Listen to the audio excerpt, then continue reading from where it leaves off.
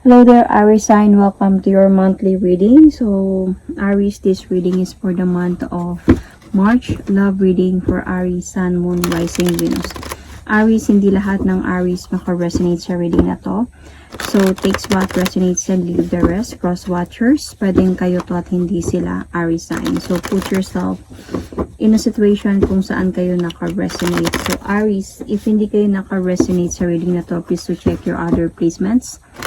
Your Sun, your Moon, your Rising, your Venus sign, dahil pwedeng doon kayo maka-resonate at hindi dito. So, Aries, if hindi kayo naka-resonate at all, magulo sa inyo yung reading, this reading is not for you. So, let's start. Love reading for Aries sa month ng March. Love reading for Aries for the month of March.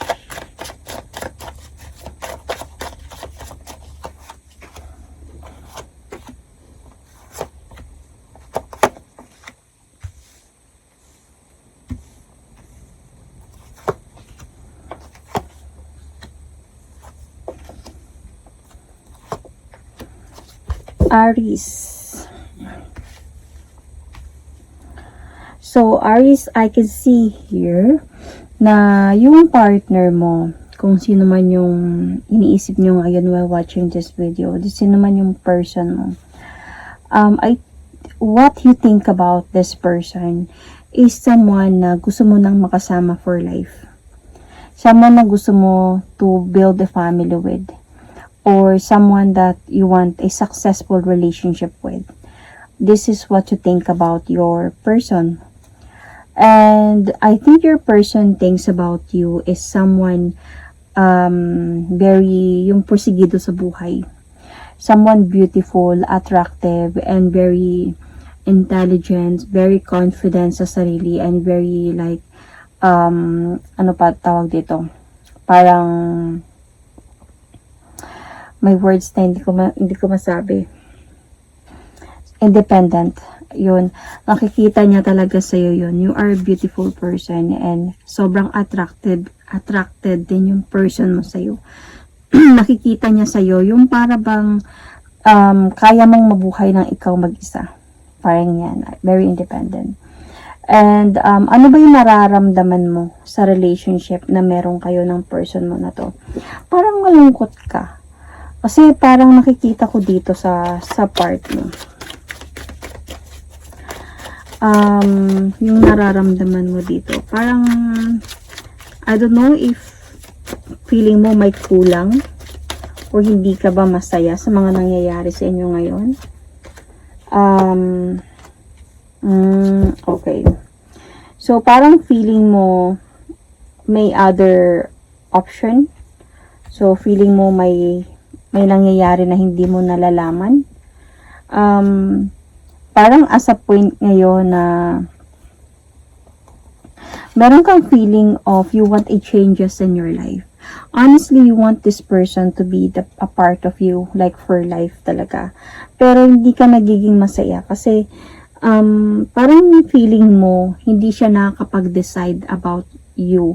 Like, di ba, gusto natin, especially sa mga babae, gusto natin na parang sasabihin sa atin ng person natin na hindi na ako maghahanap pa ng iba, ikaw na lang at wala ng iba. Promise yan at gagawin ko yan, papakita niya yan sa'yo.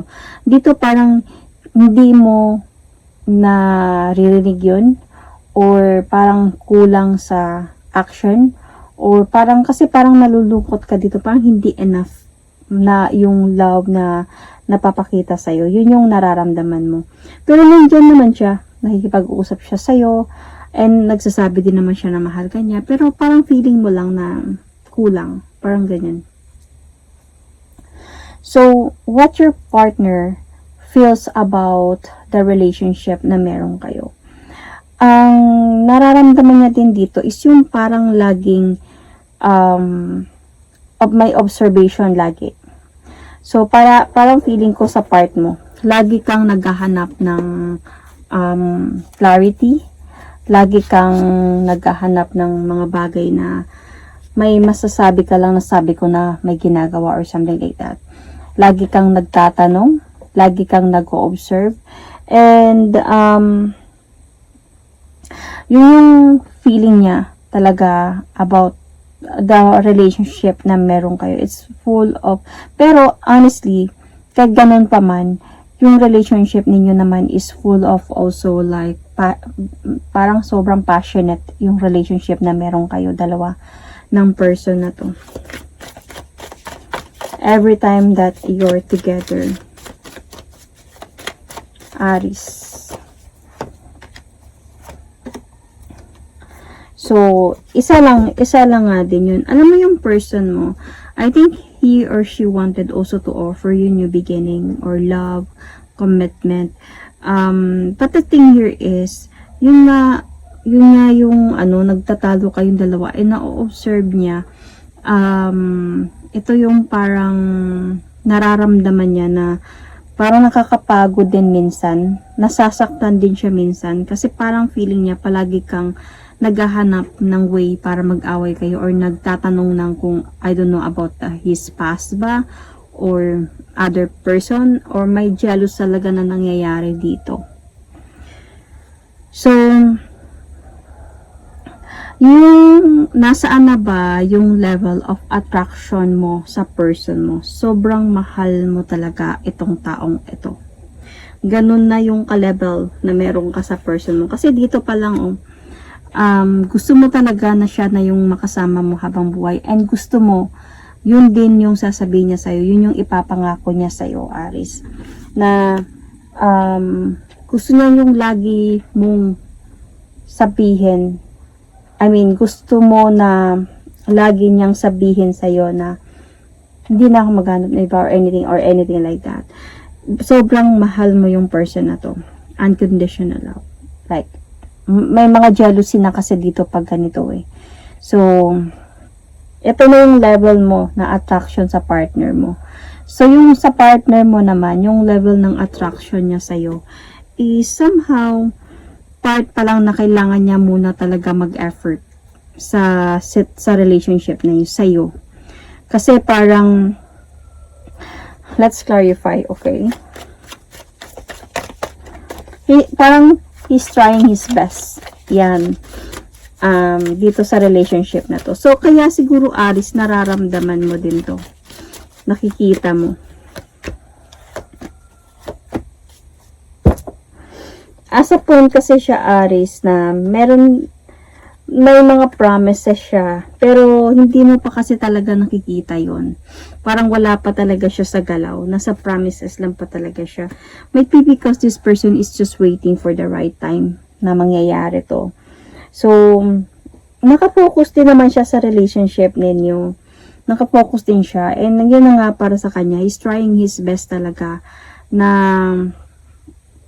hindi magloko. O hindi na magluloko. Depende to sa sitwasyon ninyo. Minsan kasi itong person na to is a bit confused eh. Nako-confuse siya minsan. Sa totoo lang, feeling ko itong person na to minsan nagkakaroon siya ng unsureness sa relationship ninyo. Pero honestly, decidido naman talaga siya dito sa inyo. Pero kumbaga, kung i-compare niya talaga sa'yo, parang gusto niya lang na magkaroon kayo ng relationship and to just have fun. So, cross watchers, pwede para sa inyo to. Kasi nakikita ko yung personality ni Aries dito. Parang gusto niya yung parang, wag na muna natin pag-isipan yung sobrang seryoso mga bagay. Parang, enjoy lang muna natin yung sarili natin, yung relationship natin na ganito. Baga, wag muna tayo pumunta sa point na about mag-uusapan na natin yung kasalan or something, at parang feeling niya na nakokontrol mo na siya sa relationship ninyo, na parang may papel na mag-asawa na kayo, na parang may karapatan ka na sa kanya. Minsan na ayaw niya yun eh. So, though hindi naman siya hindi kanya mahal, willing naman siya, gusto niya naman yun, pero may mga times kasi darating yung araw parang maiirita to siya. So, ano yung pwede magiging outcome nito? Or might be this month of March. Okay? Kung ito man yung nangyayari sa inyo, pwedeng mangyayari to sa March. Pwedeng ito na yung nangyayari ngayon, at ito yung possible na mangyayari sa March. So, May mga times na pagdadaanan nyo talaga yung parang may iiwas. Pero feeling ko yung person mo to eh. Parang iiwas siya. Aalis ng kalmado sa sitwasyon. Kasi nagtatalo na kayo dito, nararamdaman niya na to eh. Ito yung feeling niya. Parang napapagod na din siguro siya sa, I don't know kung kakaselos sa'yo or something. Ay kakaselos mo sa kanya or something. See? Siguro lagi na kayong mag-aaway with the 5 of Wands in reverse. Ayaw niya na siguro lang ng away. Ayaw niya ng gulo. Kaya umiiwas muna siya.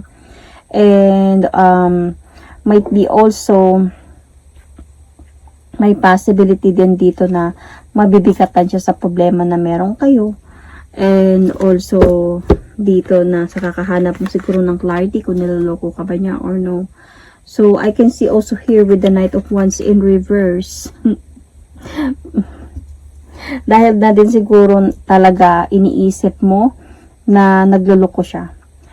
And parang aabot pa kayo nito sa parang semi-separation.